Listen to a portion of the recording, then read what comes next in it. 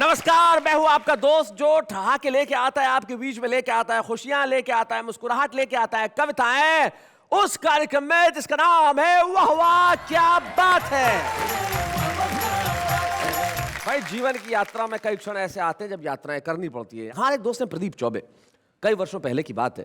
प्रदीप चौबे और मैं, हम दोनों एक रेलवे स्टेशन है कटनी, वहां से हमें कहीं जाना था, ट्रेन पकड़नी थी, लेकिन ट्रेन में तो भीड़ बहुत है, डब्बे में जगह ही नहीं है। तो चौबे जी ने कहा अभी इलाज करता हूं। उन्होंने अपने झोले में से एक नकली रबड़ का सांप निकाला और डब्बे में छोड़ दिया और चिल्लाने लगे देखो सांप सांप सांप सांप। अब भगदड़ मच गई, लोग इधर उधर, खाली पूरा डब्बा खाली हो गया। जैसे ही डब्बा खाली हुआ उन्होंने कहा देखो कितनी जगह है, अब आके सो जाओ। तो 6-8 घंटे जब हमारी बाद नींद खुली तो स्टेशन था, कोई प्लेटफॉर्म था, तो एक कुली जा रहा था। तो हमने पूछा भाई साहब कौन सा स्टेशन है? बोले कटनी। बोले 8 घंटे बाद भी कटनी? बोले हाँ, इस डब्बे में सांप निकल आया था तो डब्बा कट के यहीं रह गया।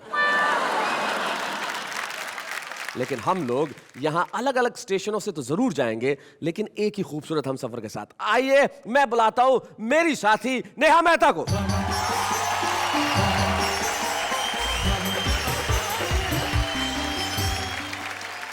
यात्रीगण कृपया ध्यान दें, हंसी और मनोरंजन से भरी ये मालगाड़ी 3 बड़े बड़े स्टेशन पर रुकते हुए एक छुपे रुस्तम स्टेशन पर भी रुकेगी। यात्रियों से अनुरोध है कि एक मिनट, ये क्या हो क्या रहा है? यात्रा की अनाउंसमेंट हो रही है। वैसे नेहा आप खुद 2 दिनों से मुंबई में नहीं थी, आपकी यात्रा कैसी रही? बहुत अच्छी। मुंबई से बाहर निकलने के बाद मुझे पता चला कि हिंदुस्तान में विदाउट ट्रैफिक भी सड़कें हैं। और ट्रैफिक में कई बार ऐसे कमाल होते हैं, मैं बताता हूँ। मैं एक बार एक कार लेके जा रहा था तो आगे साइकिल लेके एक लड़का चलने लगा और उसने हाथ यूं किया फिर यूं कर दिया। मैंने कहा इसका क्या मतलब? बोले पहले मुड़ना था फिर कैंसिल कर दिया। तो आइए मिलते हैं उन हमारे 3 साथियों से जो जिंदगी की यात्रा में हंसते हैं हंसाते हैं उस प्रोग्राम में जिसका नाम है वाह वाह क्या बात है। मास्टर ने बच्चे से पूछा कि बेटा बड़े होके क्या करोगे? बच्चा बोला शादी करूंगा। मास्टर बोला वो तो मैं समझ गया, मैं तो ये पूछ रहा हूँ कि क्या बनोगे? बोले दूल्हा बनूंगा। अरे बोले यार क्या हासिल करोगे वो बता? बोले दुल्हन हासिल करूंगा। एक गैर सरकारी कुत्ते ने सरकारी कुत्ते से अत्यंत दयनीय हालत में कहा हुजूर हुजूर मुझे भी दुम हिलाने के नियम बताओ। तो सरकारी कुत्ता गुर्रा कर बोला पहले चाय पिलाओ। अंधी घोड़ी लाल लगाम उस पर बैठे नथुराम, जहाँ जहाँ भी जाए सवारी जनता झुक झुक करे सलाम। सब है किस्मत की सत्ता, बिल्ली को मक्खन मिलता, संत महंता पैदल फिरते, कार चढ़े इंग्लिश कुत्ता। हाय हाय हाय हाय, भाई क्या बात है।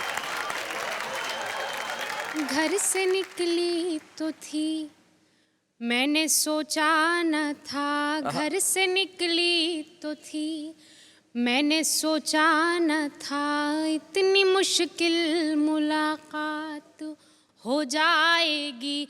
क्या खबर थी कि मौसम बदल जाएगा और रास्ते में बरसात हो जाएगी। भाई क्या बात है।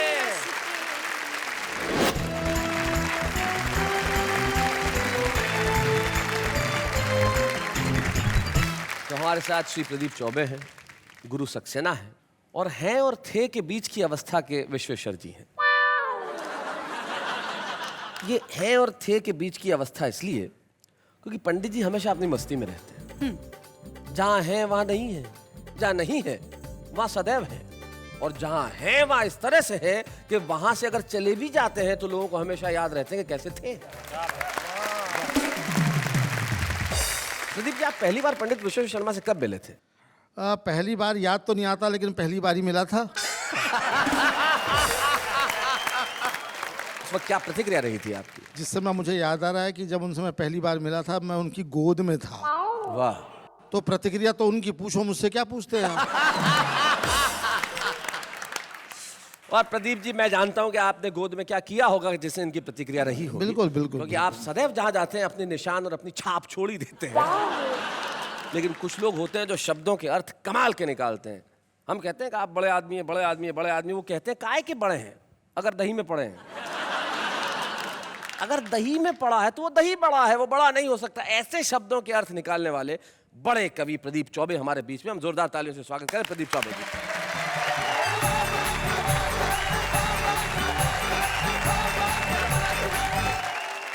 ये बहुत बढ़िया बात इन्होंने कही मेरे बारे में, मेरे सम्मान में, कि मैं शब्द से अर्थ निकालता हूँ, शब्दों से अर्थ निकाल लेता हूँ, अलग अलग अर्थ निकाल लेता हूँ।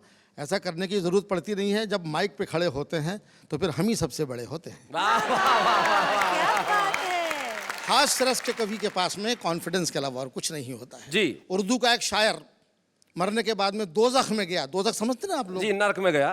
तो उर्दू का एक मज़हिया शायर मरने के बाद में दोज़ख में गया तो यमराज को लग रहा था कि ये घबरा जाएगा, यहाँ सीन देख के भयानक सीन होते हैं दोज़ख में तो। हाँ। लेकिन हास्य रस का वो शायर न घबराया, मज़हिया शायर, बल्कि जोर जोर से ठाके लगाने लगा। अच्छा। तो यमराज ने पूछा हंस क्यों रहा है?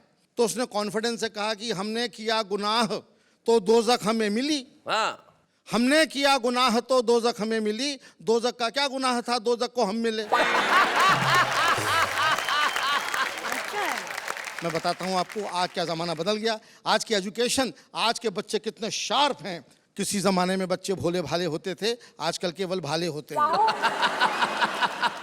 क्योंकि टेक्नोलॉजी आ गई है, कंप्यूटर आ गया है, बच्चे कंप्यूटराइज पैदा हो रहे हैं। एक मास्टर ने बड़ा भोंडा सवाल बच्चे से पूछा कि 100 चूहे खा के बिल्ली हज को चली। ये तो कहावत है, लेकिन उसने हज को गायब कर दिया। अच्छा। और कहा कि खाली स्थान भरो। 100 चूहे खा के बिल्ली चली, बोलो। तो बच्चे ने जवाब दिया कि 100 चूहे खा के बिल्ली टेढ़ी मेढ़ी चली। तो मास्टर ने चांटा दिया, अबे हज को चलिए बोलना था। बोले साहब रहने दो, 100 चूहे खा के बिल्ली अपनी जगह से हिल नहीं सकती, हज को तो क्या जाएगी।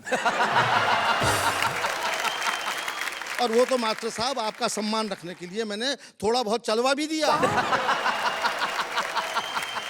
बहुत अच्छे। एक और मास्टर ने बच्चे से पूछा कि बेटा बड़े होके क्या करोगे? बच्चा बोला शादी करूंगा। मास्टर बोला वो तो मैं समझ गया, मैं तो ये पूछ रहा हूँ कि क्या बनोगे? बोले दूल्हा बनूंगा। अरे बोले यार क्या हासिल करोगे वो बता। बोले दुल्हन हासिल करूंगा।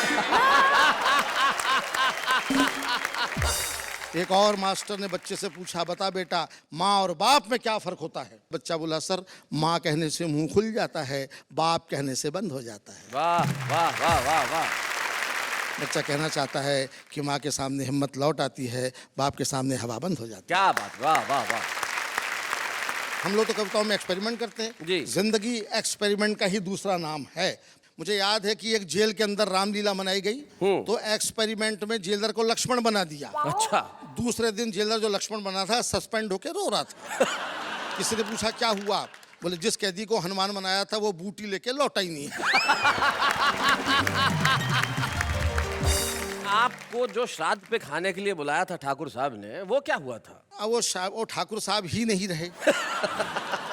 इन्होंने याद दिलाया है साहब, मैं भी ब्राह्मण हूँ, ग्वालियर में मेरी भी अच्छी रेपुटेशन है। अच्छा। श्राद्ध पक्ष में मैं काफ़ी ओवर बुक हो जाता हूँ। एक ठाकुर साहब मेरे पड़ोस में रहते हैं, श्राद्ध पक्ष में आए, बोले चौबे जी मेरे पिताजी का श्राद्ध है, आपको खाना खाने आना है।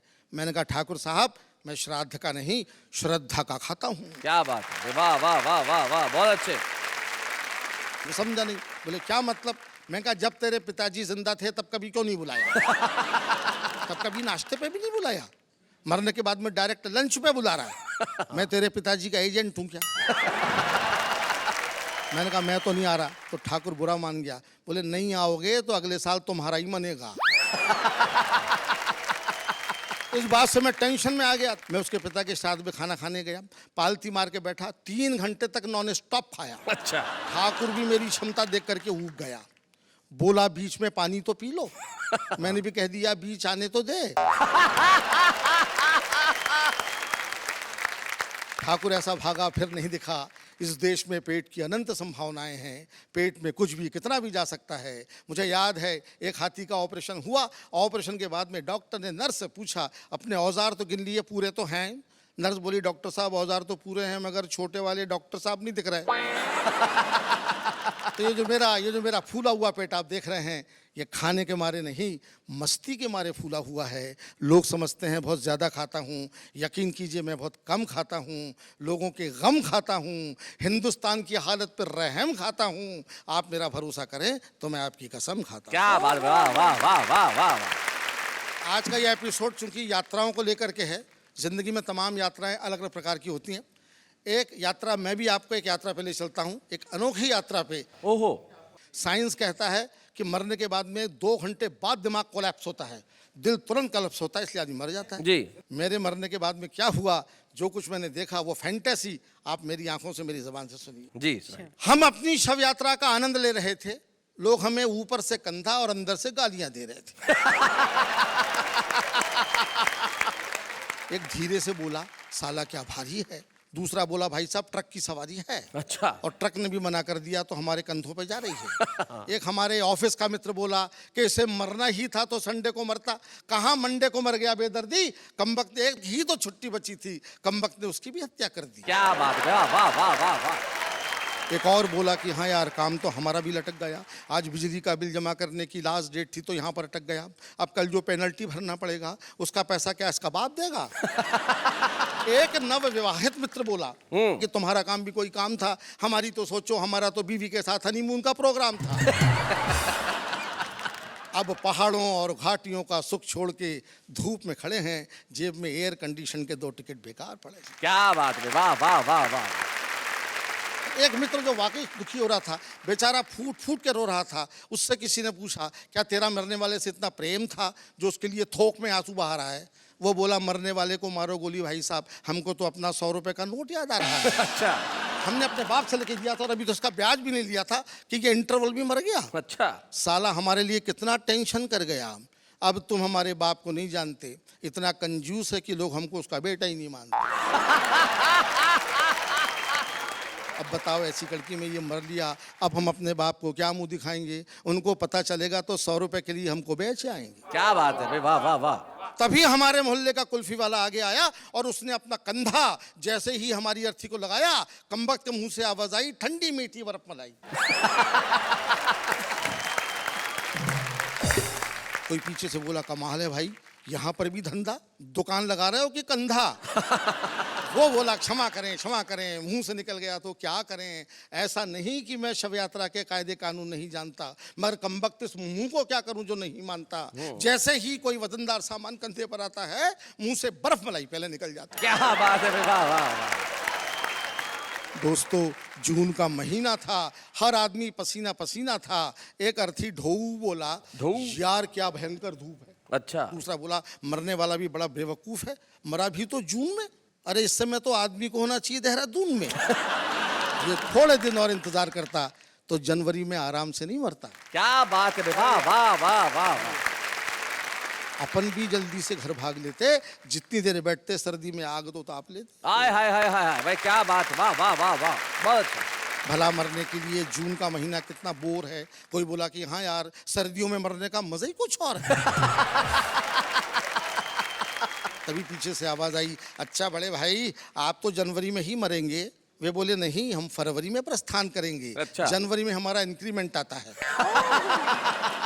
भला हिंदुस्तानी कर्मचारी भी कहीं अपनी वेतन वृद्धि छोड़ के जाता है? क्या बात।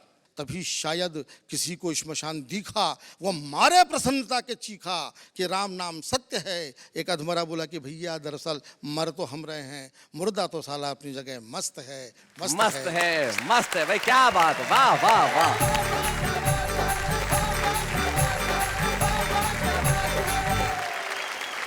मित्रों, प्रदीप चौबे उस कवि का नाम है जो आपको हंसाते हंसाते कहीं करुणा के दरवाजे तक पहुंच जाते हैं। इस कविता में जो व्यंग्य था, सचमुच मुर्दा तो अपनी जगह मस्त है, आदमी दुनिया से चला जाता है, लेकिन उसके पीछे की जो स्थितियां होती है, तब एक शायर का शेर मुझे याद आता है। वो कहते हैं कि दीवार क्या गिरी मेरे कच्चे मकान की, लोगों ने मेरे सहन से रास्ते बना लिए। किसी का मकान गिर जाता है लेकिन लोग रास्ते बना लेते हैं। और शव यात्रा से हाथ से निकालना वैसे होता है, निकल जाता है। मुझे याद है हमारे मोहल्ले में एक कोई मर गया तो जलाने के लिए कई लोग चले गए, तो एक 90 साल के बूढ़े बाबा भी चले गए पंडित जी।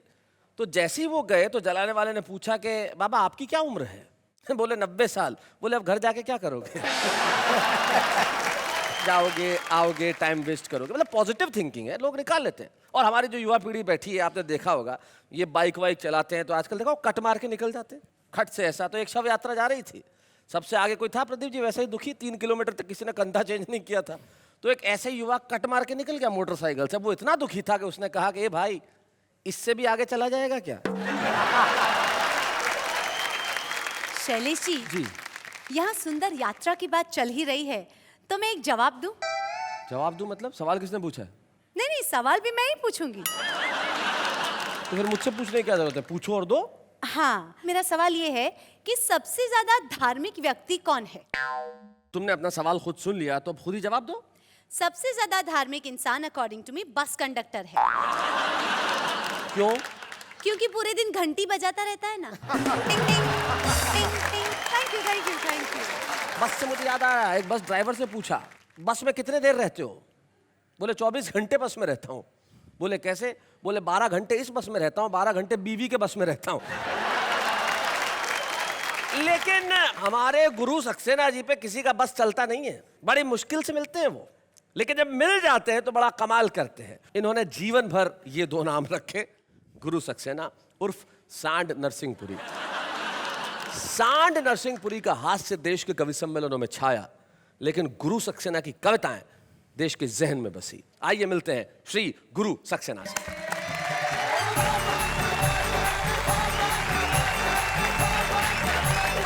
यात्रा के ऐसे अनेक संस्मरण होते हैं। एक बस यात्रा के बारे में जी। बता रहा हूं कि बस में सफर करते हुए एक अधेड़ महिला ने अपने सामने एक खूबसूरत नौजवान देखकर अच्छा, पर्स से निकाल कर फटाफट होठों पर लिपस्टिक लगाई।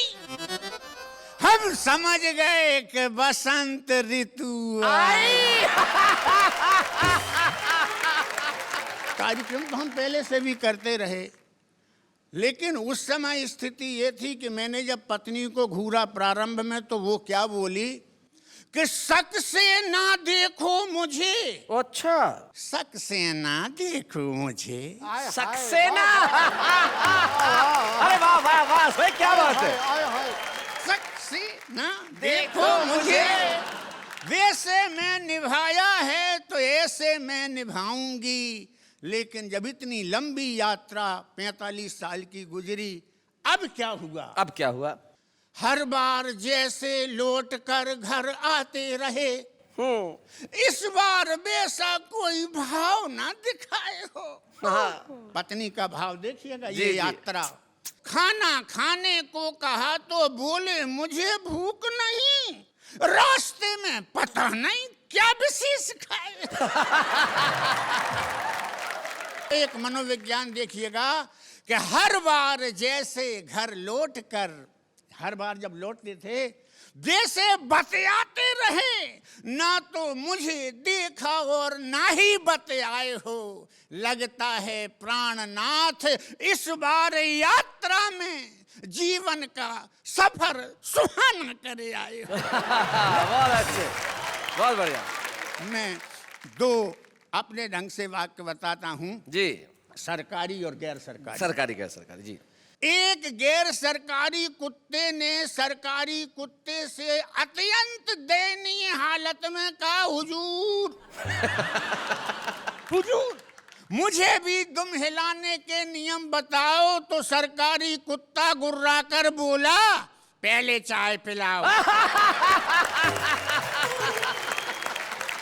विशेष छंद पढ़ रहा हूं। स्वागत। भगवान से मैंने क्या मांगा? अच्छा, भगवान से आप मांग रहे हैं, जी। मच्छर भले ही खून चूसे कोई बात नहीं, पर खजमलों से रक्त ना चुसाना परमात्मा। वाह वाह वाह। खजमल न माने तो न माने, खून पीने देना। हाँ, पर तन में ना जोंक चिपकाना परमात्मा। जोंक भी ना माने तो ना माने, खून पीने देना। पर काले सांप से ना कटवाना परमात्मा।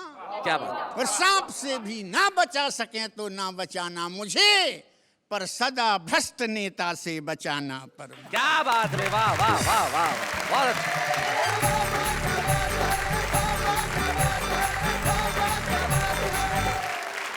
मैं निशब्द हूँ। जी आपकी तारीफ कैसे करूं गुरुजी? वाह वाह क्या बात है। पर्याप्त है। जी, बच्चन साहब भी बता गए हैं कि इस उम्र में आदमी निशब्द हो ही जाता है, और आपको देख के तो वैसे भी बच्चन साहब याद आने थे, क्योंकि आपकी दाढ़ी लगभग वैसी ही है। बुलाते हैं एक ऐसे प्रखर गीतकार को जिसने किसी जमाने में लिखा कि नाव कागज की गहरा है पानी, लेकिन इन दिनों वो जो करते हैं वो ऐसा कमाल का करते हैं, जिसे अंग्रेजी में पैरोडी कहा जाता है और हिंदी में कहा जाता है प्रतिगीत। एक गीत पे कुछ ऐसा गीत लिख देना जो लोगों को उठा के लगाने पे मजबूर कर दे, और मजबूर कर दे तालियां बजाने के लिए। तो आइए हम मिलते हैं पंडित विश्वेश्वर शर्मा से।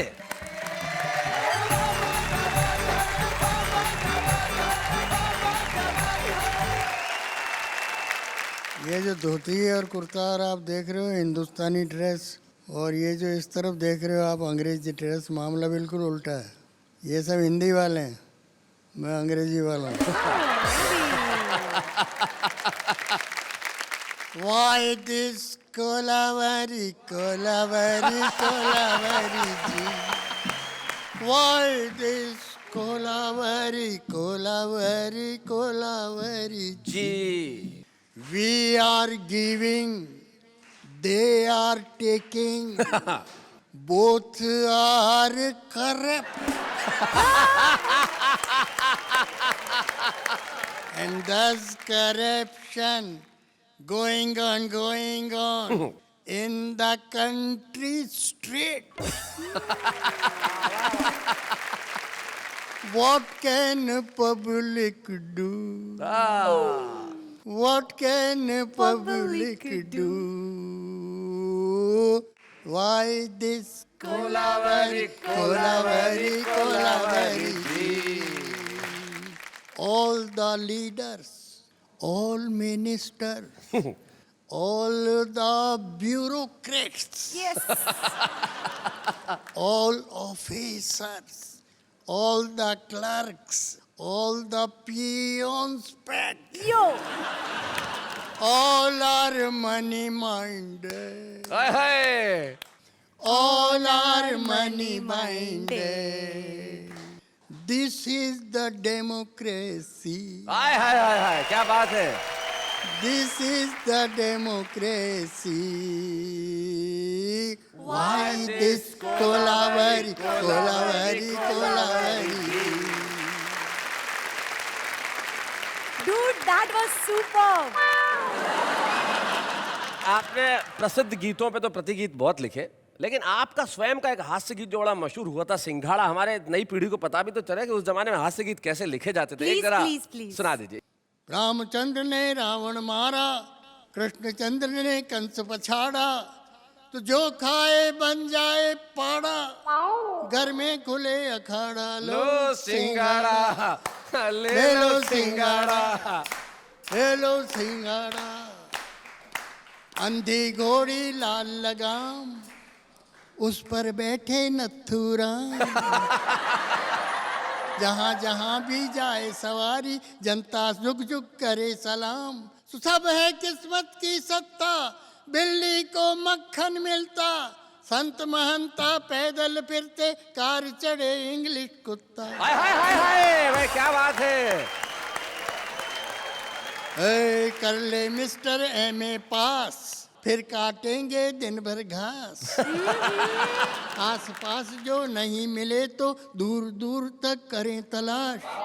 क्या कहता है अपना हाल, ये जीवन है रोटी दाल। रोज बजाती है आजादी, फूटा हुआ नगाड़ा, लो भाई क्या बात है, वाह वाह वाह वाह वाह। सिंगाड़ा।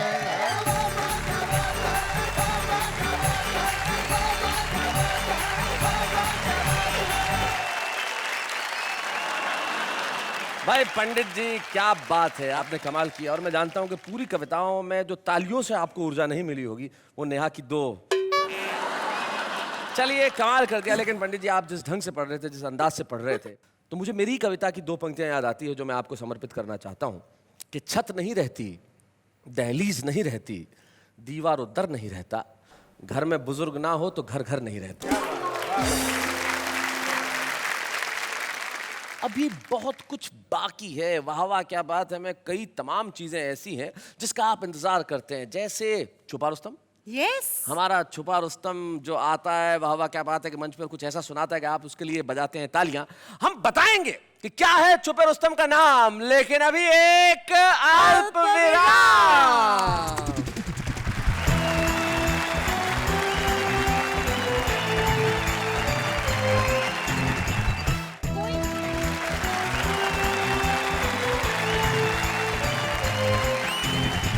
पंडित विश्वेश्वर शर्मा, गुरु सक्सेना और प्रदीप चौबे का साथ है तो फिर वाह वाह क्या बात है। वाह वाह क्या बात है में हम बात कर रहे हैं यात्राओं की। जीवन में यात्राएं करना बड़ा कठिन हो गया है साहब, पेट्रोल और डीजल ने मार डाला है। पता है शैलेश जी, मुझे तो यही लगता है कि फ्यूचर में कार फ्री मिलेगी पर पेट्रोल के लिए लोन लेना पड़ेगा। वाह क्या बात है। जिंदगी में बिल्कुल सही बात पहली बार तुमने कही है और बहुत अच्छे ढंग से कही है। बिल्कुल आगे के दौर की ठीक सोचती है ये। लेकिन जिंदगी में आगे के दौर के बारे में हमें ये सोचना भी चाहिए कि आज के दौर में क्या कुछ अच्छा हो कि आगे का दौर भी अच्छा बना रहे। हाँ, और उसके लिए जरूरी है कि कविता के क्षेत्र के अंदर कुछ ऐसे अच्छे चेहरे आए, कुछ ऐसे अच्छे नए लोग आए जो छुपे रुस्तम में आज तो लेकिन कल को बड़ा नाम करने वाले हैं साहब। बुलाते हैं आज की हमारी छुपे रुस्तम यानी कि मुमताज नसीम को।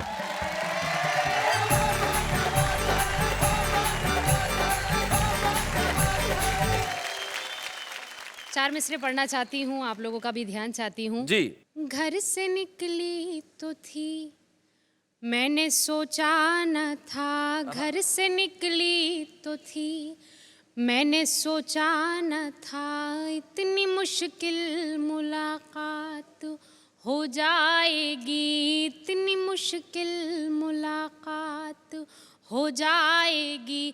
क्या खबर थी कि मौसम बदल जाएगा, क्या खबर थी कि मौसम बदल जाएगा और रास्ते में बरसात हो जाएगी, और रास्ते में बरसात हो जाएगी। चार मिसरे और पढ़ती हूँ जी। दोनों रोते रहें ऐसा रुख मोड़ दो, दोनों रोते रहें ऐसा रुख मोड़ दो। इसकी मर्जी है दोनों का दिल तोड़ दो, इसकी मर्जी है दोनों का दिल तोड़ दो।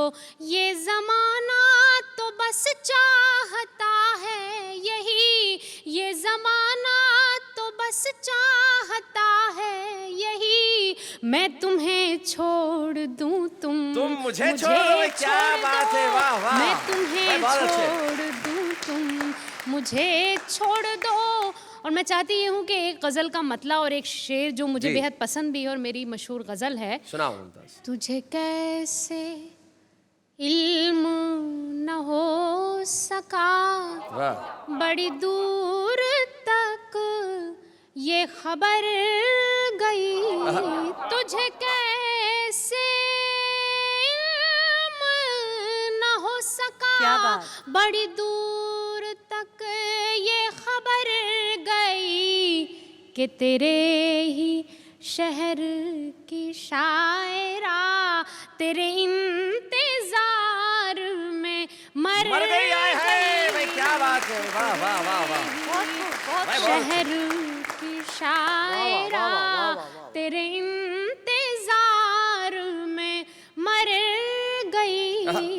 इसमें शेर है, कोई बात थी, कोई था सबब जो मैं वादा करके मुकर गई। क्या बात? तेरे प्यार पर तो यकीन था, मैं खुद अपने आप से डर गई। क्या बात है भाई, वाह वाह वाह वाह वाह, बहुत अच्छे। पर तो यकीन था। मैं हाजिर करती हूँ एक गीत के कुछ बंद। मैं हूँ पतंग तेरी, तू है मेरी डोर, तू है मेरी डोर। मर्जी तेरी, तू मुझे ले जा जिस ओर। मैं हूँ पतंग, मैं हूँ पतंग तेरी, तू है मेरी डोर, तू है मेरी डोर। मर्जी तेरी, तू मुझे ले जा जिस ओर। मैं हूँ पतंग। पिया तेरे हाथों में है मेरी तकदीर, पिया तेरे हाथों में है मेरी तकदीर, तू ही मेरे ख्वाबों की है हंसी ताबीर, पलकों पे जलते हैं उम्मीदों के चिराग, मन के दरीचे में है तेरी तस्वीर, मुझसे न छुपना, मुझसे न छुपना कभी मेरे चित चोर। मैं हूँ पतंग, मैं हूँ पतंग तेरी, तू है मेरी डोर, तू है मेरी डोर, मर्जी तेरी तू मुझे ले जा जिस ओर, मैं हूँ पतंग। वाह वाह मुमताज जी। बंद हाजिर करती हूँ। जी। दिल ये काहे फूलों की कतारों में चलूं, वाह।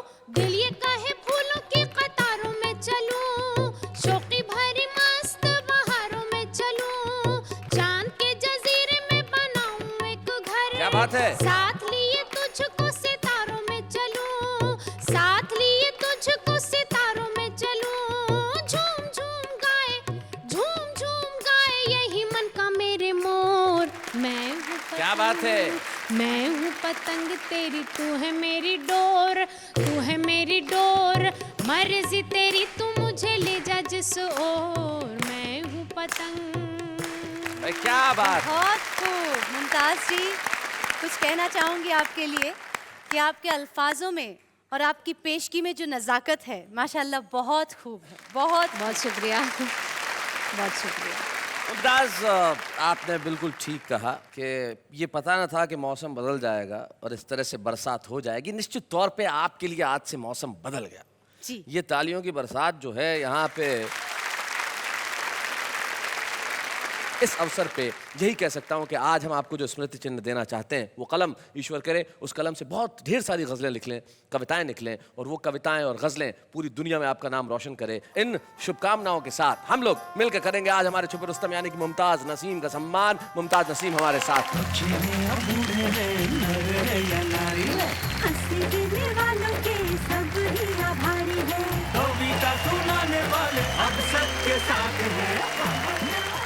मुमताज नसीम को छुपे रुस्तम के तौर पे हमने सम्मानित किया। तब पद्म भूषण गोपाल दास नीरज जी की दो पंक्तियां मुझे याद आती हैं। वो कहते हैं कि आत्मा के सौंदर्य का शब्द रूप है काव्य, अरे मानव होना भाग्य है, कवि होना सौभाग्य, और ईश्वर ने हमें ये सौभाग्य दिया है, इसलिए हम मिलकर करते हैं ईश्वर को प्रणाम। लेकिन अभी लेते हैं एक अल्प विराम।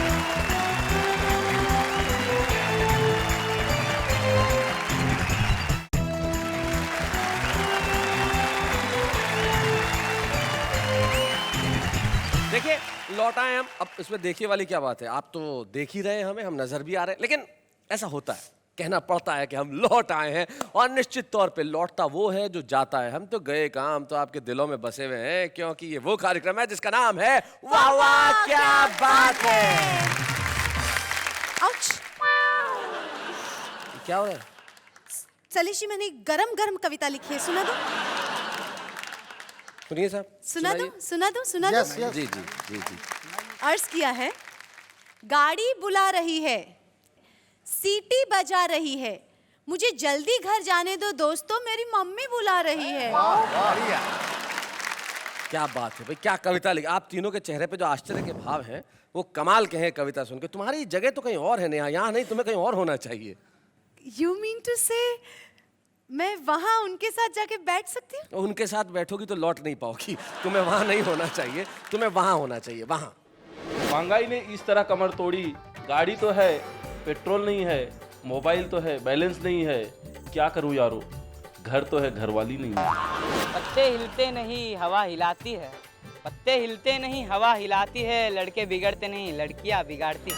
प्रॉमिस है मॉम की कमी मैं आपको कभी महसूस नहीं होने दूंगी, थप्पड़ मारकर भी मैं कभी आपको रोने नहीं दूंगी। तुम्हारी याद में रो रो के तब भर दिए, आप इतने बेशर्म निकले कि उसमें नहा के चल दिए। अगर तुम हो मेरे साथ तो ये दिल है आबाद, जाओ जाके कह दो तुम्हारे बाप से कि यही है तुम्हारा दामाद। आए हो मेरी जिंदगी में तुम पहाड़ बन के, मेरे दिल में यूं ही रहना पीपल के झाड़ बन के।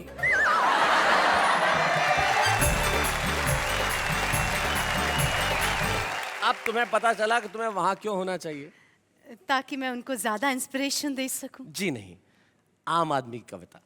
करेक्ट। आम आदमी की कविता, आम आदमी की कविता। निश्चित तौर पे हर दिल में एक कवि होता है जो यहाँ था, और ये जो तमाम कवि जिस ढंग से सुना रहे हैं हम उस भावना को प्रणाम करते हैं क्या बात है, और आप जैसा कि जानते हैं कि हमारे इस मंच पे हम एक कवि को सम्मानित करते हैं। तो आइए आज के इस एपिसोड में मुझे बड़ी खुशी है, मध्य प्रदेश में एक बहुत छोटा सा नगर है नरसिंहपुर, वहाँ से एक कवि कुछ वर्षों पहले निकले, 40 वर्षों से हिंदी कवि सम्मेलनों के मंचों पर अपनी धाक जमाई। मुझे बड़ी खुशी होगी कि आज हम इस मंच से आदरणीय श्री गुरु सक्सेना को सम्मानित करें। हम जोरदार तालियों से स्वागत करेंगे गुरु सक्सेना को।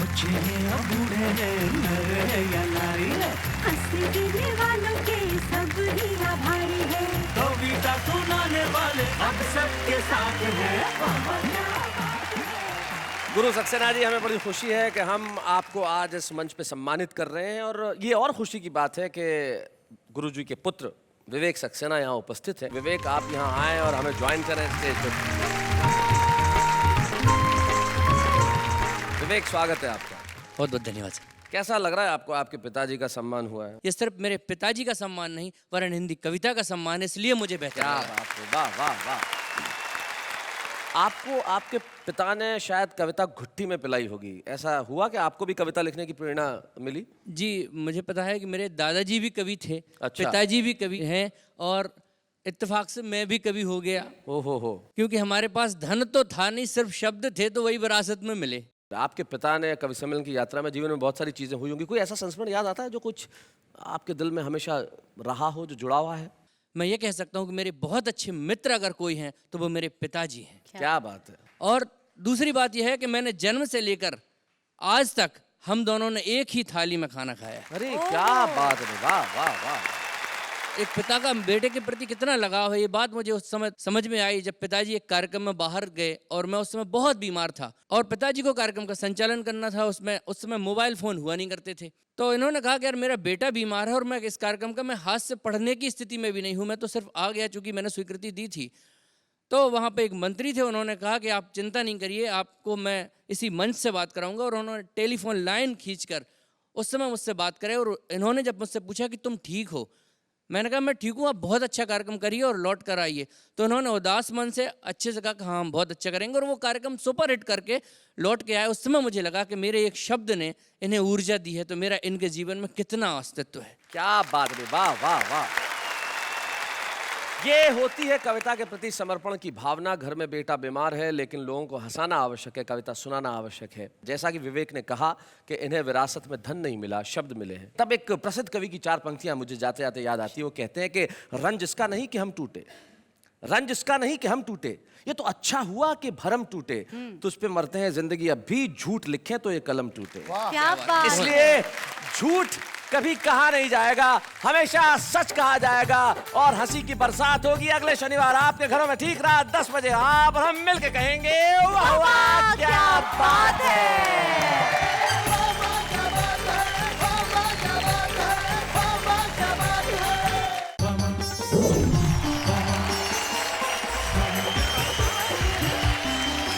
नमस्कार, आदाब दोस्तों, बहुत बहुत स्वागत। और ये कहने की जरूरत नहीं है कि आप इस वक्त इंतजार कर रहे हैं हंसी का, खुशी का, कविताओं का, तो फिर देर किस बात की है। आपका दोस्त आपके सामने खड़ा है ये कहने के लिए वाह वाह क्या बात है।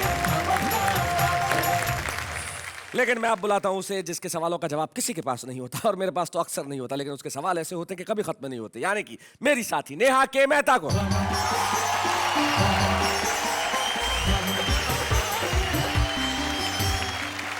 नमस्कार, आदाब, सत श्री अकाल। आप सबका दिल से स्वागत करती हूँ आपके अपने और हमारे सबके शो में जिसका नाम है वाह वाह क्या बात है। वाह वाह क्या बात है कि सफर की ओर मैं निगाह डालता हूँ तो देखता हूँ कि भाई कमाल हो गया, यहाँ पे कितने लोग आए और कितने लोगों ने कितना कमाल किया और आपको कितनी हंसी बांटी। मुझे लगता है ये सफर कितना हसीन रहा है। Thank you so much. शर्माने की बात नहीं है, मैं सफर को हसीन कह रहा हूं, आपको नहीं। ऐसा कह के आप एक हसीना को सफर करवा रहे हैं, अंग्रेजी वाला। ओहो, लेकिन हम इस सफर की बात नहीं करेंगे, हम बात करते हैं उस सफर की जो वाह वाह में हमने और आपने साथ साथ निभाया और हम निभा रहे हैं। और अब तक इस सफर के दौरान कुछ लोग ऐसे आए जिन्होंने लोगों का प्यार पाया, लोगों का दिल जीत लिया। तो हमने सोचा कि उन तमाम लोगों को जनता की बेहद मांग पे वापस बुलाया जाए बेस्ट ऑफ वाह वाह के अंदर। तो उन साथियों का स्वागत करने के लिए एक बार आप मेरे साथ जरा मिलकर कहिए वाह वाह क्या बात है। Please welcome Anoop Soni. मुझे लिखना बिल्कुल नहीं आता है। बिल्कुल मतलब बिल्कुल भी नहीं। हस्ताक्षर तो कर लेते हो? बिल्कुल बिल्कुल, हाँ उतना तो लिखना आता है।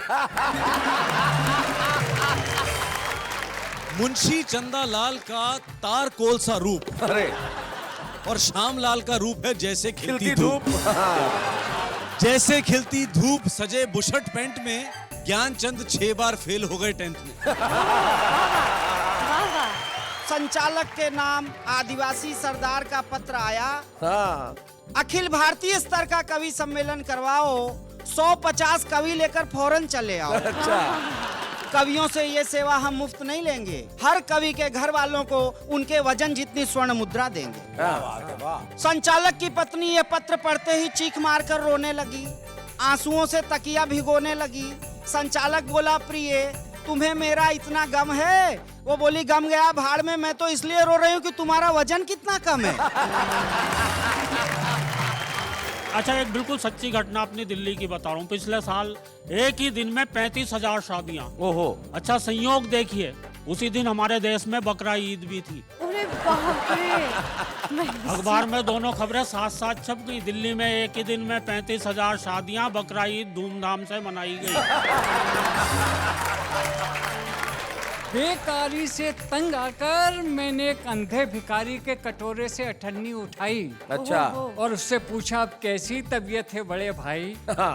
भिखारी बोला, अभी तक तो ठीक थी, मगर अब पता चला अच्छों का ईमान डिगने लगा है। अठन्नी वापस रख दो, मुझे फिर से दिखने लगा है। मैंने पूछा कौन? बोली, फौरन लीजिए लोन। अब पैसों के लिए मत निर्भर रहो किसी भी रिश्तों पर, लोन लीजिए आसान किश्तों पर। मैंने कहा ये सब हो जाएगा, पर लोन कितने का पास हो पाएगा? बोली, सर वैसे तो हमारा बैंक कवियों को 500 रुपए तक लोन देता है। बोलो। सर वैसे तो हमारा बैंक कवियों को 500 रुपए तक लोन देता है, पर कोई टीवी पर आ चुका हो तो 700 भी ले सकता है।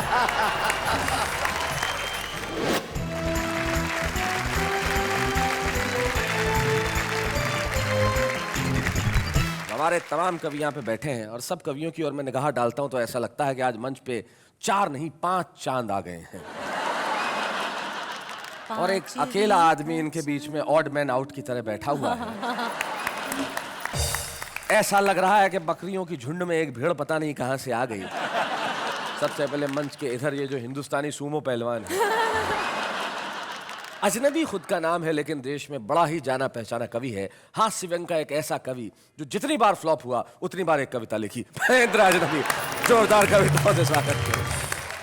महेंद्र अजनबी के पास जो बैठे हैं, एक पंक्ति में जो व्यक्ति ये बात कहता है कि समय समय की बात है और समय समय का योग, लाखों में बिकने लगे 2 कौड़ी के लोग। ऐसा सच कहने वाले माणिक वर्मा हमारे साथ हैं। और माणिक वर्मा जी के पास जो बैठे हैं, उन्होंने चिर युवा होने का संकल्प ले रखा है।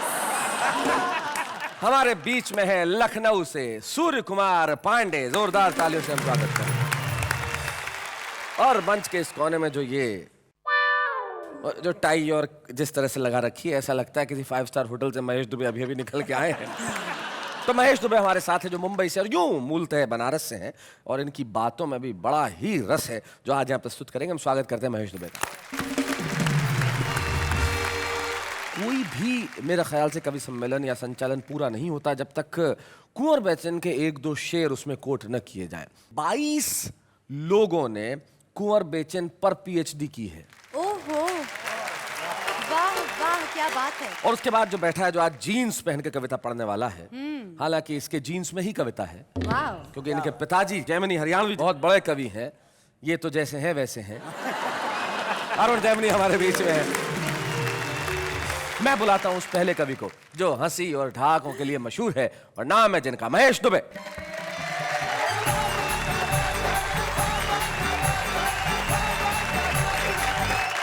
मैं एक ऐसी कविता आपको सुनाने जा रहा हूं जो कवि सम्मेलनों पर ही लिखी गई है। अच्छा। कि हिंदी के एक दुबले पतले मंच संचालक को हिंदी के प्रचार का शौक चर्राया। हाँ। फिर एक मोटे ताजे कवि को बुलाकर बोला, भैये हमें हिंदी के लिए कुछ करना चाहिए।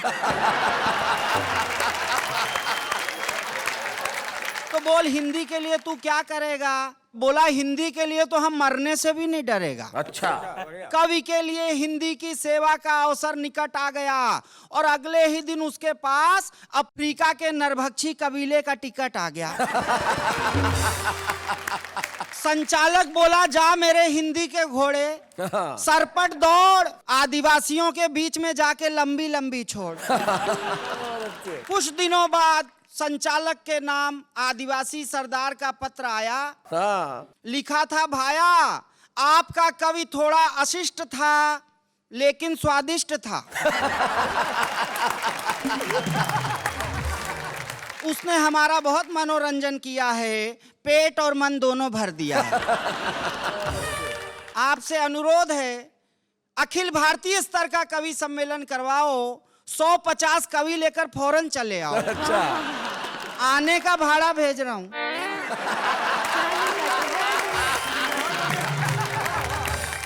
आने का भाड़ा भेज रहा हूँ, जाने का काम ही नहीं पड़ेगा। कवियों से ये सेवा हम मुफ्त नहीं लेंगे, हर कवि के घर वालों को उनके वजन जितनी स्वर्ण मुद्रा देंगे।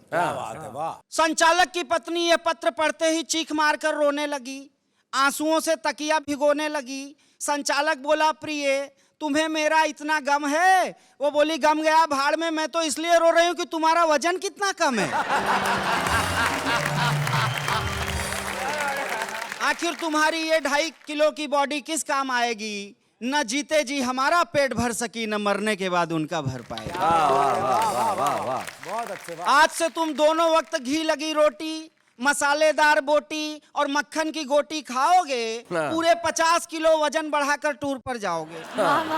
सारे कवि मोटे होकर नरभक्षियों के गांव में आ गए और उन कवियों के हाव भाव नरभक्षियों को इतने पसंद आए कि उनको कवि सम्मेलन के पहले ही खा गए। अब कवियों की आत्मा नरभक्षियों के पेट में गुड़गुड़ा रही है, वहीं से अपनी प्रतिभा के दर्शन करा रही है। हास्य रस के कवि को खाने वाला बेमतलब के ठहाके लगा रहा है, हर ठहाके के बाद पत्नी के हाथ का जोरदार चांटा खा रहा है। गजलकार को खाने वाला, गजलकार को खाने के बाद से ही टुन्न है, उसके हाथ पांव सुन्न है, हर चीज से प्रेरणा पा रहा है, अपनी भैंस की पूंछ को गेसू बता रहा है।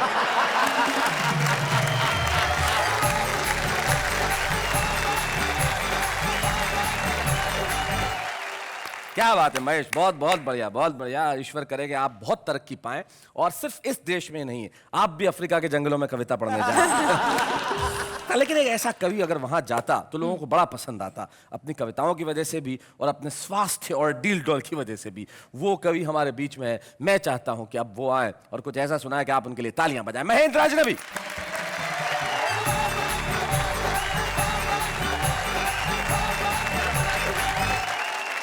हम लोग सुबह सुबह उठते हैं, अखबार पढ़ते हैं जी, 2 खबरों को आपस में मिलाकर पढ़ लें तो भी एक नई बात पैदा होती है। 16 नवंबर की घटना है। उस दिन हमारे यहाँ दिल्ली में इतनी शादियां थी, एक ही दिन में 35,000 शादियां। ओहो। अच्छा संयोग देखिए, उसी दिन हमारे देश में बकरा ईद भी थी। अखबार में दोनों खबरें साथ साथ छप गई। दिल्ली में एक ही दिन में 35,000 शादियां, बकरा ईद धूमधाम से मनाई गई। एक नया प्रयोग इसमें मैंने भी किया है। एक दिन मैं अखबार पढ़ता हुआ सड़क के किनारे खड़ा हुआ था। मैंने एक अखबार की खबर पढ़ ली, दूसरी सड़क के किनारे लिखी हुई वो बात। अखबार पढ़ रहा था, अखबार में खबर छपी हुई थी, हम देश को 21वीं सदी में ले जा रहे हैं। अचानक मेरी निगाह ट्रक के पीछे गई, बहुत बढ़िया बात मिली। हम देश को 21वीं सदी में ले जा रहे हैं, गति सीमा 40। Very nice. हम सन 2000 ईस्वी में 1 अरब हो गए। ठहरिए, आगे खतरनाक मोड़ है। बहुत अच्छे, बढ़िया, बहुत अच्छे, वाह। और प्रधानमंत्री चीन यात्रा पर रवाना, जेब कतरों से सावधान। बहुत अच्छे। 3 कुख्यात आतंकवादियों का दिल्ली में प्रवेश। नई दिल्ली नगर पालिका आपका हार्दिक स्वागत करती है। क्या बात है। शैलेश जी, अभी पिछले दिनों मैं जेल में गया। जेलर महोदय ने कवि सम्मेलन करवाया था और ये सोच के करवाया था कि शायद कैदियों की सजा में थोड़ी बहुत कमी रह गई है। बहुत अच्छे। नीचे सारे कैदी बैठे हुए थे, लाइन लगाए हुए। एक कवि आए, वीर रस के थे। बड़ी जोर से चीखते हुए बोले, आदमी यूं हालातों में जकड़ा ना जाता, आदमी यूं हालातों में जकड़ा ना जाता। नीचे एक चोर कैदी बैठा था, बोला भैया कुत्ते की पूंछ ना दबती तो मैं पकड़ा ना जाता। अच्छा, कहीं कहीं तो बाकायदा भाई साहब कवियों को हूट किया जाता है। जो कभी हूट हो जाता है वो मंच पे जाकर चुपचाप एक कोने में बैठ जाता है। जैसे आज महेश बैठा हुआ है। एक कवि सम्मेलन में मैं हूट हो गया, हरे भरे पेड़ से ठूंठ हो गया। अच्छा, वाह वाह वाह। मैं बड़ा दुखी था, पर यह सोच सोच के सुखी भी था कि मंच पर ये इतने बड़े बड़े कवि, आदरणीय माणिक वर्मा जी, आदरणीय कुंवर बेचैन जी, भाई अरुण जैमिनी जी, भाई सूर्य कुमार पांडे जी, भाई महेश दुबे जी, इतने ही तो बैठे हैं यहाँ पे।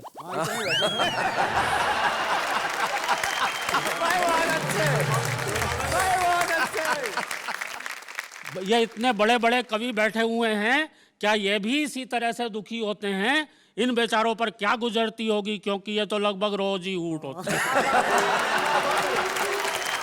मेरे साथ तो खैर पहला ही चांस है। मैं मंच के एक कोने में बैठा हुआ और कवियों को घूर रहा था। जो कवि अगर जरा सा भी जम जाता वही मुझे अपना सबसे बड़ा दुश्मन नजर आता। अच्छा। आधा घंटे बाद जब एक और कवि हूट हो गया, तब जाके मेरी आत्मा को घनघोर शांति पड़ी। अच्छा, आके भी मेरे ही पास बैठा। मैंने तुरंत उस कवि की पीठ थपथपाई। पीठ थपथपाने पे वो थोड़ा नॉर्मल हुआ। मुझसे बोला, यार कविताएं तो हमारी बहुत अच्छी थी, बस सुनने वालों की अकल ही फिसल गई होगी। हम लोग ऊंचाई पर खड़े थे ना, इसलिए कविता उनके ऊपर से निकल गई। मैंने कहा, यार इन लोगों को पता ही नहीं है कविता कैसी होती है। वह बोला, जैसी तुम और हम लिखते हैं वैसी होती है। अब दोनों बैठ के एक दूसरे को महान सिद्ध करने में लग गए। बोले, अरे तू है इस युग का दिनकर, मैं हूं आदित्य, हम दोनों ही तो लिखते हैं साहित्य। मैंने कहा, नहीं नहीं, तू है पंत, मैं हूं निराला, पर हाय हाय रे सुनने वालों, हमें ही हूट कर डाला। मैंने कहा, भैया यहाँ तो बैठे थे सारे के सारे चिड़ी मार। अच्छा, जो कविता तुमने यहाँ सुनाई थी वो जरा फिर से सुनाओ यार, हो हल्ले में ठीक से सुन भी नहीं पाया था। वह बोला, लो सुनो, मेरी कविता का शीर्षक है स्नान। स्नान। मैं समझ गया क्यों हूट हुआ होगा। भयंकर सर्दी के मौसम में पब्लिक को नहाने की कविता सुना रहा। अच्छा, नहाने पे क्या कविता उसने सुनाई भाई साहब? बोले, राम लाल साबुन से नहाता है, रहमान लाल साबुन से नहाता है, बंता सिंह भी लाल साबुन से नहाता है, इसके बाद भी अगर साबुन बच जाता है इसके बाद भी अगर साबुन बच जाता है तो उससे रिची रिचर्डसन नहाता है। Richie Richardson. अब देखो, एक तो मेरी कविता में राष्ट्रीय एकता आई, सही बात। दूसरे सब नहा लिया, इसलिए शरीर की भी सफाई। मैंने कहा, शरीर की भी सफाई, पर एक बात मेरी समझ में नहीं आई, तुम अपनी इस कविता में सबको लाल साबुन से ही नहलाने के पीछे क्यों पड़े हो? क्या ये तुम्हारा प्रिय साबुन है? क्या ये इतना फैंसी है? वह बोला, नहीं यार, बात दरअसल ये मेरे लड़के के पास इसकी होलसेल एजेंसी है। तभी मेरे अंतरतम से आवाज आई कि जरा सुनो मेरे भाई, नहलाओ उन्हें जो एक दूसरे पर कीचड़ लगाते हैं, नहलाओ उन्हें जो भाई से भाई को लड़ाते हैं, और उन्हें तो खौलते पानी से नहलाओ जो लोगों को खून से नहलाते। वाह वाह वाह वाह वाह, क्या बात। सिर्फ बाहर का स्नान लुटेरा बनकर आदमी की आत्मा को लूट जाता है, और किसी साबुन वाबुन की जरूरत नहीं पड़ती दोस्त, सिर्फ आंखों के पानी से ही मन का मैल छूट जाता है। हाय हाय हाय हाय, सिर्फ आंखों के पानी बहुत से। अच्छे, मैंने बहुत बढ़िया। वाह वाह वाह।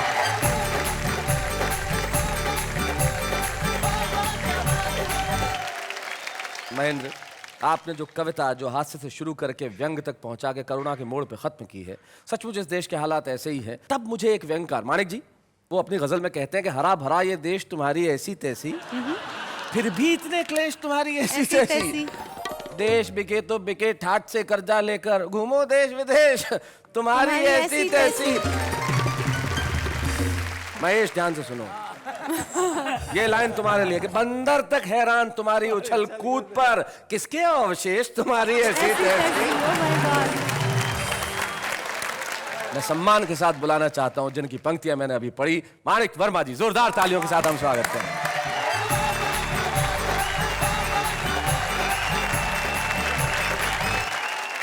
मैं मध्य प्रदेश हरदा से आया हूँ और वहाँ की एक सच्ची घटना मैं आपको सुनाना चाहता हूँ पहले कि चंबल के डाकुओं ने एक सरकारी बस लूटी मगर अभागों की किस्मत फूटी। लूट का जब हिसाब मिलाया 5,000 से भी कम पाया। डाकुओं ने फौरन बस रुकवाई, लूट की एक एक वस्तु धन्यवाद सहित यात्रियों को वापस लौटाई। एक रिटायर्ड थानेदार चकराया, डाकुओं का हृदय परिवर्तन उसके समझ में नहीं आया। बोले बंधु आज ये उदारता कैसी? डाकू बोले उदारता की ऐसी की तैसी, हमारे पल्ले का ठेंगा पड़ता, 5,000 तो थाने में देना पड़ता है।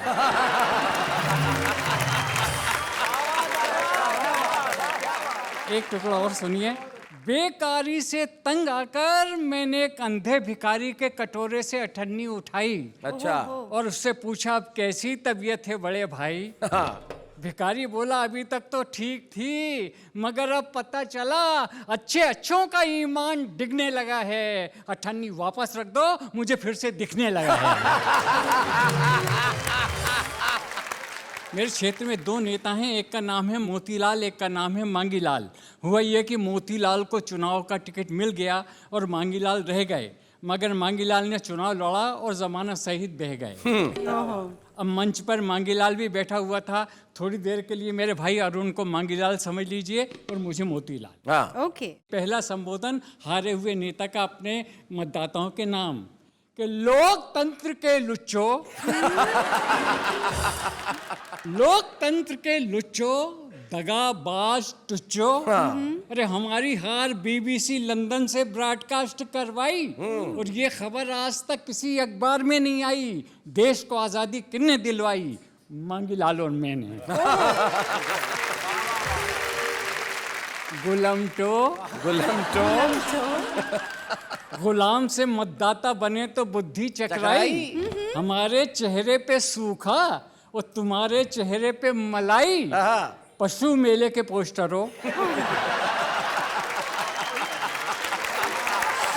पशु मेले के पोस्टरों, बहुत अच्छे। पशु मेले के पोस्टरों, भूल गए वो दिन जब जंगल में उछल कूद करते थे। डार्विन ने कहा था कि पहले आदमी बंदर था। भूल गए वो दिन जब जंगल में उछल कूद करते थे, आसमान धरती पे धरते थे। अरे लंगोटी लपेटना भी ढंग से नहीं आया, तुमको बंदर से आदमी किसने बनाया? मांगीलाल और मैंने। हमने तुम्हें नई रोशनी में खड़ा किया और हम ही को अंधेरे में चूने लगा दिया। दुश्मन को वोट और हमको टाटा। एक गाल पे चुंबन और एक गाल पे चाटा। बहुत अच्छे, अब खा लो रबड़ी के लच्छे। ये मुंह रसगुल्ले, केसरिया दूध के कुल्ले। भगवान कसम तुमको ये दिन किसने दिखाए? मांगीलाल और मैंने। कायरता के कुकुरमुत्तो, तुमसे तो बेहतरीन तुम्हारा बाप था। पिछला चुनाव उसी ने हमको जिताया। अरे पेटी लेके ऐसा भागा कि आज तक नहीं आया। हमने एड़ी चोटी का जोर लगाया और उसको शिखंडी पुरस्कार किसने दिलवाया? मांगीलाल और मैंने। अब इस बात को देखिए आप, गीदड़ के आखिरी अवतारों, ये राजनीति तुम्हारे समझ में क्यों नहीं आती है? सत्ता किसी की हो, जनता हमेशा सताई जाती है। क्या बात है। अरे खून हमेशा गरीबों का बहा और ये 4 जनों के सामने किसने कहा? मांगीलाल और मैंने। झांसी की रानी कौन था? पूरा पंडाल मौन था। एक मतदाता बोला झांसी की रानी था नहीं थी। नेता फौरन घूम कर बोले ये बुद्धि तुमको किसने दी? मांगीलाल और मैंने। कभी खोला है वो इतिहास का सुनहरा पन्ना जब भगत सिंह ने असेंबली में बम फोड़ा, सारे देश को जगाया। हमारे शरीर में भी ऐसा करंट आया कि देश पर मिटने के लिए 1 दर्जन बच्चे किसने पैदा किए? मांगीलाल और मैंने। दुनिया के सारे देश हमसे ज़्यादा तरक्की कर रहे थे, उनके नाज नखरे हमको कर रहे थे। अरे हमने भी ऐसा दाव मारा कि सब पे भारी हो गए, सालों से इतना कर्जा लिया कि वो खुद भिखारी हो गए। वाह क्या बात है। और आखिरी क्षण देखिए, और मांगी लाल तू अच्छा नंबर आ गया मांगी लाल जी। तूने देश को क्या दिया? जो कुछ किया वो तो मैंने किया। खटिया तेरी भी खड़ी है बुल्ले, और जाते जाते एक शेर सुन ले कि तुझसे कोई गिला नहीं है आस्ती के सांप, तुझसे कोई गिला नहीं है आस्ती के सांप, हमसे ही तुझको खून पिलाते नहीं बना।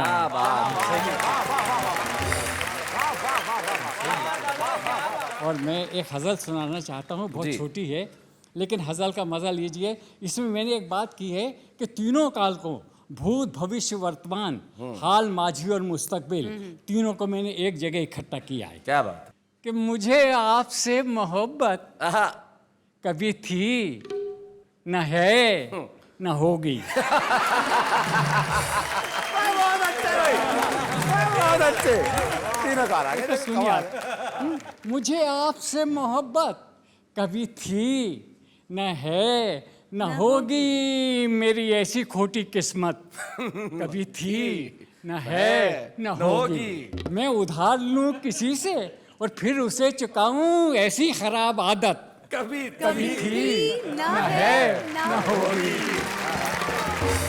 मैं बना हूं जब से लीडर, हुई इस कदर फजीहत, मेरे घर में मेरी इज्जत कभी थी, न है, न होगी। ये तो हास्य के थे, अब मेरी रंग के व्यंग के शेर सुनिए आप जी। तू जो होता जानवर तो तुझे सब खरीद लेते, तू जो होता जानवर तो तुझे सब खरीद लेते, यहाँ आदमी की कीमत कभी थी, न है, न होगी। वाह वाह वाह वाह। क्या फिर देखिए कि मैं गरीब आदमी हूँ, मैं गरीब आदमी हूँ, मुझे न्याय कब मिला है, मेरे वास्ते अदालत कभी थी, न है, न होगी। और शेर देखिए कि आटा, ये बम फूट रहे हैं, ब्लास्ट हो रहे हैं, लेकिन दोस्तों मेरे देश पर मुझे गर्व है। और बात देखिए कि मेरे गुलसिता के होठों, मेरे गुलसिता के होठों से छीन ले हंसी जो, किसी बम में इतनी ताकत कभी थी, न है, न होगी।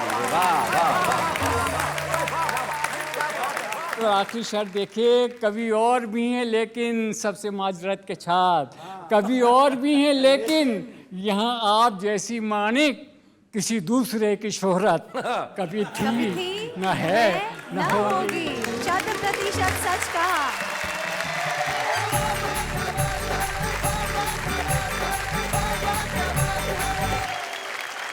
बिल्कुल सही कहा मानिक दा आपने। लोग कहते हैं कि देश में घी दूध की नदियां बहती थी, तो मैं कहता हूं कि घी दूध की सरिता कभी थी, न है, न होगी। और हजारों कवि है यूं तो देश में, पर मानिक जी जैसी कविता कभी थी, न है, न होगी। बहुत बढ़िया।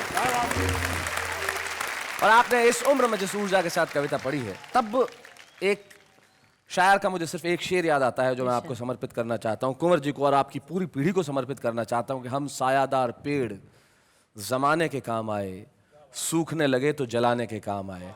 आप लोगों की छाव में जो हिंदी कविता पल रही है, हम उसके लिए आपका बहुत बहुत अभिनंदन करते हैं। निश्चित तौर पे एक बार मानिक वर्मा के लिए हम कहेंगे वाह वाह क्या बात है। तो मैं जानता हूं इस वक्त देश के तमाम दर्शक कर रहे हैं मानिक वर्मा को सलाम, लेकिन हम लेते हैं एक अल्प विराम।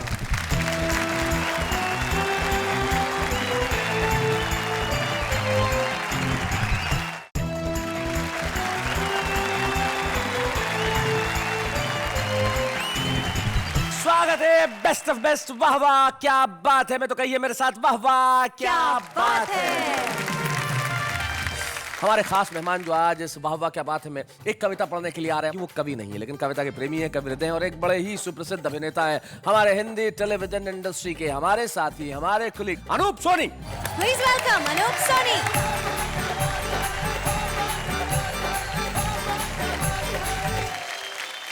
मुझे लिखना बिल्कुल नहीं आता है, बिल्कुल मतलब बिल्कुल भी नहीं। हस्ताक्षर तो कर लेते हो बिल्कुल बिल्कुल हाँ, उतना तो लिखना आता है। मैं कविता लिखने की बात कर रहा हूं। लेकिन बचपन से बहुत शौक रहा कविता सुनने का, और आज जब मुझे बताया गया कि आप यहाँ आइए तो मुझे बहुत खुशी हुई, और मैंने सोचा कि कविता अगर पढ़नी है तो एक कविता जो मैंने चूज की सबके साथ मिलकर वो थी काका हाथरसी जी की कविता। तो उनका कुछ उनके लिए तालियां। ये कविता कभी पुरानी नहीं हो सकती क्योंकि नाम कुछ और दर्शन कुछ और, ये तो जग जाहिर सी बात है। जैसे मतलब किसी का नाम अगर सैफ है तो ये कोई गारंटी नहीं है कि हर लड़की उसके साथ सैफ होगी। बिल्कुल। आप ये देखिए कि मेरा नाम अनूप है, अनूप का मतलब होता है डिफरेंट, अलग, लेकिन मैं बिल्कुल अलग नहीं हूँ, एकदम आम आदमी जैसा हूँ, है ना। और हमारे जैसे ये जैमिनी साहब बैठे हैं, अरुण जैमिनी जी। अब जैमिनी नाम से हमेशा जो है एक सर्कस, जैमिनी सर्कस का याद आता है ना, लेकिन सर्कस का इनका सर्कस से कोई लेना देना नहीं है। गलत है, ये तो सबसे बड़ा सर्कस है। उधर देखो, नाम सूरज ऊपर चांद। क्या बात है। हाँ, तो बस ऐसी ही ये काका की जो कविता है जो मैं पढ़ने जा रहा हूँ। नाम रूप के भेद पर कभी किया है गौर? नाम मिला कुछ और तो शक्ल अकल कुछ और। शक्ल अकल कुछ और, नैन सुख देखे काने। बाबू सुंदर लाल बनाए ऐचक ताने। कह काका कवि दयाराम जी मारे मच्छर, और विद्याधर को भैंस बराबर काला अक्षर। मुंशी चंदा लाल का तार कोल सा रूप, अरे, और श्याम लाल का रूप है जैसे खिलती धूप। जैसे खिलती धूप सजे बुशर्ट पैंट में, ज्ञानचंद 6 बार फेल हो गए 10th में। सूर्य प्रताप जी देखे हमने बिल्कुल ठंडे, और पंडित शांति स्वरूप चलाते देखे डंडे। पूछ ना आई इंच भी कहलाते हनुमान, मिले ना अर्जुन लाल के घर में तीर कमान। घर में तीर कमान बदी करते हैं नेका, और तीरथ राज ने कभी इलाहाबाद ना देखा।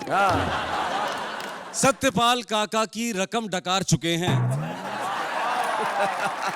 सत्यपाल काका की रकम डकार चुके हैं, और विजय सिंह 10 बार इलेक्शन में हार चुके हैं।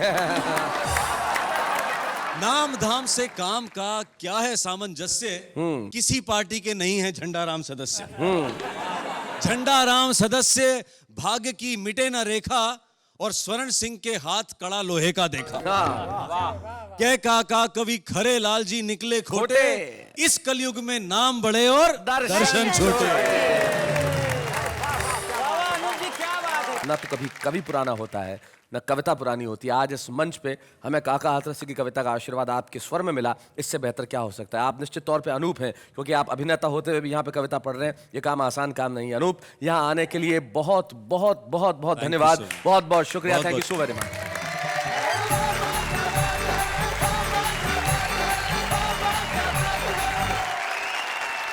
तो ये थे अनूप सोनी जो काका हाथरसी जी की कविता हमें सुना रहे थे। नाम में क्या रखा है? इनका नाम नेहा है जी। नेहा, प्रेम देने वाली, प्रेम करने वाली। Innocent love, Neha. इनका और मासूमियत का उतना ही संबंध है जैसे भारतीय नेता और ईमानदारी का।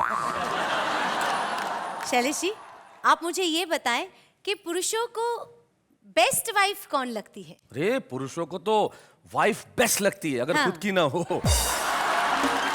दूसरों की वाइफ तो बहुत अच्छी लगती है पुरुषों को। ये कहते हैं, यार हमारे अल्लड़ जी थे, उनके 2 शेर बड़े अच्छे थे। वो कहते हैं कि लफ्ज तोड़े मरोड़े गजल हो गई, सर रदीफों के फोड़े गजल हो गई, और एक रुबाई थी अल्लड़ पे कब से फिदा, ले उड़े कुछ निगोड़े गजल हो गई। तो जब रुबाई निगोड़ों के पास होती है तो बहुत अच्छी लगती है। लेकिन कुछ लोग होते हैं जिनके पास अपनी रुबाई, अपनी रचनाएं, अपनी कविताएं लिखने की क्षमता होती है, ताकत होती है, लेकिन दुनिया के फलक में शायद वो आज इतना बड़ा नाम नहीं होते। लेकिन वाह वाह, क्या बात है कि मंच में हमने ये फैसला किया कि हम एक ऐसे कवि को बुलाएंगे जिसके पास ये सब करने की प्रतिभा है। तो हमारे बीच में आते हैं नई दिल्ली से दीपक सैनी।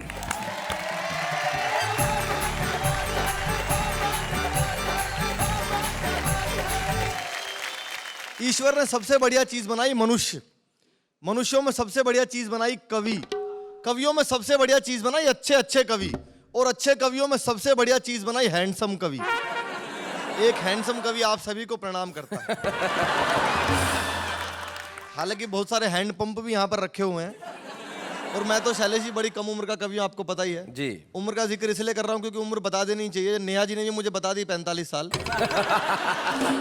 तो मुझे बताने में क्या शर्म। दरअसल इतने बड़े बड़े कवि और आज इस मंच पर मौजूद हैं, इन लोगों ने साहित्य में अपनी गहरी छाप छोड़ी है, वरना मुझ जैसे नए लोग तो खाली भाप छोड़ के जा रहे हैं। और मैं सबसे कम उम्र का कवि हूं। मेरा कविताओं में सिर्फ इतना योगदान है जितना हमारी संस्कृति में सनी लियोन का। क्या बात है। और आज के दौर में आप किसी को बता दो कि मैं कवि हूं तो सामने वाले का रिएक्शन क्या होता है। मैंने एक बड़ी चिंता व्यक्त की अपने हास्य कविता में, आपके बीच में सुनाता हूं, सुनिएगा। कल मेरा टेलीफोन बजा, मैंने जैसे ही रिसीवर उठाया उसमें से एक बाला का मधुर स्वर आया। उसने पूछा दीपक सैनी बोल रहे हैं? मैंने पूछा कौन? बोली फौरन लीजिए लोन। मैंने पूछा कौन? बोली फौरन लीजिए लोन। अब पैसों के लिए मत निर्भर रहो किसी भी रिश्तों पर, लोन लीजिए आसान किश्तों पर। मैंने कहा इसके लिए मुझे क्या करना होगा? बोली बस एक फॉर्म भरना होगा, घर के कागज रखवा देना या किसी पढ़े लिखे कवि का अंगूठा लगवा देना। मैंने कहा यह सब हो जाएगा पर लोन कितने का पास हो पाएगा? बोली सर वैसे तो हमारा बैंक कवियों को 500 रुपए तक लोन देता है। बोलो। सर वैसे तो हमारा बैंक कवियों को 500 रुपए तक लोन देता है, पर कोई टीवी पर आ चुका हो तो 700 भी ले सकता है। कोई टीवी पर आ चुका हो तो 700 भी ले सकता है। मैंने कहा जी मैं टीवी पर आ चुका हूं, अनेक कार्यक्रमों में जा चुका हूं, मेरा 700 रुपए का लोन पास करा दो। बोली गारंटी किसकी? मैंने कहा महेंद्र अजनबी जी की। बोली सर इनकी तो खुद ही राह भटकी पड़ी है, 300 रुपए लिए थे, 50-50 की 3 किस्त अटकी पड़ी। मैंने पूछा अरुण जी की चलेगी? बोली सर हमारा बैंक इतना रिस्क नहीं ले सकता, अरुण जी ने महेंद्र जी की दी हुई है। अरुण जी ने महेंद्र जी की दी हुई है, एक आदमी 2 की गारंटी नहीं दे सकता। मैंने पूछा लोन नहीं देना था तो फोन क्यों करती है? बोली सारे कवि डिफाल्टर हों तो इसमें मेरी क्या गलती है? बस कवियों को डिफाल्टर सुनते ही रिसीवर मेरे हाथ से छूट गया। मैं नींद से जागा, सपना टूट गया, बिस्तर पे आंखें मलता हुआ सोचने लगा कि लोगों की दृष्टि कवि और कविता से हटने लगी है, बेहुदे और गंदे कार्यक्रमों पर ज्यादा डटने लगी है। क्या बात है, क्या वाह, बात है। वाह, वाह, वाह। वाह वाह। लेकिन ये स्वप्न था। हकीकत यह है दोस्तों कि जब भी कोई फूहड़ कार्यक्रम हमारी संस्कृति पर अपने बाण चलाएगा, उस हर दौर में वाह वाह क्या बात है जैसा कार्यक्रम संजीवनी मन कराएगा। क्या बात है, वाह, वाह वाह वाह वाह। भाई दीपक सैनी बहुत बढ़िया, बहुत बढ़िया। आपने बहुत अच्छी कविता सुनाई और स्वयं पे व्यंग करना जैसा कि सबसे मुश्किल काम होता है, लेकिन दीपक ने किया। स्वयं पे ये व्यंग करना कि मैं हैंडसम हूँ, ये दीपक तुम्हारी प्रतिभा को दर्शाता है और हम चाहते हैं कि आसमान की बुलंदियां छुए। ये आज दीपक है, कल सूरज बने। जोरदार तालियों से हम स्वागत करें दीपक सैनी।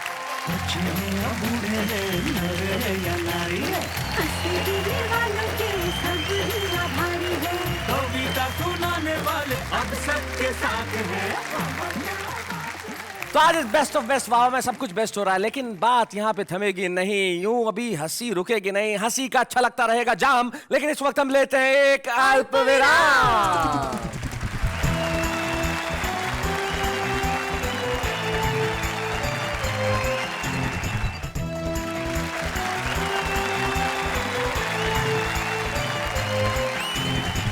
स्वागत है बेस्ट ऑफ बेस्ट वाह वाह क्या बात है में। तो कहिए मेरे साथ वाह वाह क्या बात है। यार तुम मुझसे सवाल पूछती रहती हो, एक सवाल मैं तुमसे करना चाहता हूँ। पूछिए पूछिए। तुम्हें सबसे बढ़िया कविता किसकी लगती है? बेस्ट? उनकी। मतलब माणिक वर्मा जी की? नहीं नहीं नहीं नहीं, उनकी। मतलब अरुण जैमिनी की? नहीं ना बाबा, उनकी। भारतीय संस्कृति में जब कोई युवती किसी का नाम न लेके उन कहे तो इसका मतलब महेश दुबे की? अरे नहीं बाबा, उनकी। अच्छा उनकी। अरे हमारे वो आम आदमी जो कविताएं करते हैं, भाई कविता का छंद और अलंकारों में नहीं पढ़ते, जैसा मन में आता है वैसा कहते हैं। देखते हैं क्या कहते हैं। अर्ज किया है, करीब आकर मेरे कानों में कुछ कहती हो, बंद करके आंखें मेरी अपने होने का एहसास भर देती हो, सच मानो या झूठ दिल में प्यार भरा डर भर देती हो। आग है, हवा है, पानी है मुझ में, सब कहते हैं शीला की जवानी है मुझ में। एक एक्टर को हिट करने के लिए एक पिक्चर काफी है, और हमें परेशान करने के लिए एक टीचर काफ़ी है। आप इतनी सुंदर हो, आपको देख के ये ख्याल आया, आपकी सहेली को देखा तो दूसरा ख्याल आया। रिमझिम गिरे सावन, सुलग सुलग जाए मन, फिर क्या, ट्रैफिक जाम और लोकल बंद। मैंने पूछा चांद से कि देखा है कहीं, मैंने पूछा चांद से कि देखा है कहीं, चांद ने कहा रात में निकलता हूँ अबे दिखता ही नहीं।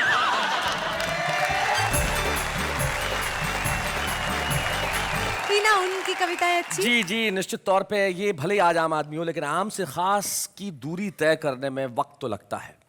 लेकिन कुछ लोग होते हैं जो वक्त से परे होते हैं, और एक ऐसे ही कवि हमारे बीच में है जिनकी कविताएं आपको और मुझको हंसने पर मजबूर करती हैं। एक ऐसे कवि जिनकी कविताएं आपके दिलों में देश की पीड़ाओं के प्रति आवाज़ उठाने की प्रेरणा देती है। हमारी पीढ़ी को ये गर्व है कि इस पीढ़ी में माणिक वर्मा मौजूद हैं, और माणिक वर्मा जी को आज वाह वाह क्या बात है कि इस मंच पर सम्मानित करते हुए मैं स्वयं गौरवान्वित हूँ। हम स्वागत करें माणिक वर्मा जी का।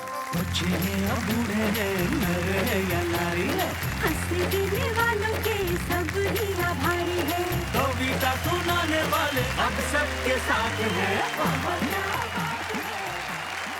माणिक वर्मा जी का जब हम सम्मान कर रहे हैं तो मुझे बड़ी खुशी है कि उनके पुत्र राजकुमार वर्मा और उनके पौत्र विशाल वर्मा दोनों यहाँ उपस्थित हैं। मैं चाहूँगा कि वो हमें यहाँ पे इस मंच पे ज्वाइन करें। राजकुमार एक ऑनरेबल जज हैं और स्वयं भी कविता लिखते हैं, बहुत अच्छा कहते हैं। राजकुमार, क्या मतलब होता है माणिक वर्मा के पुत्र होने का?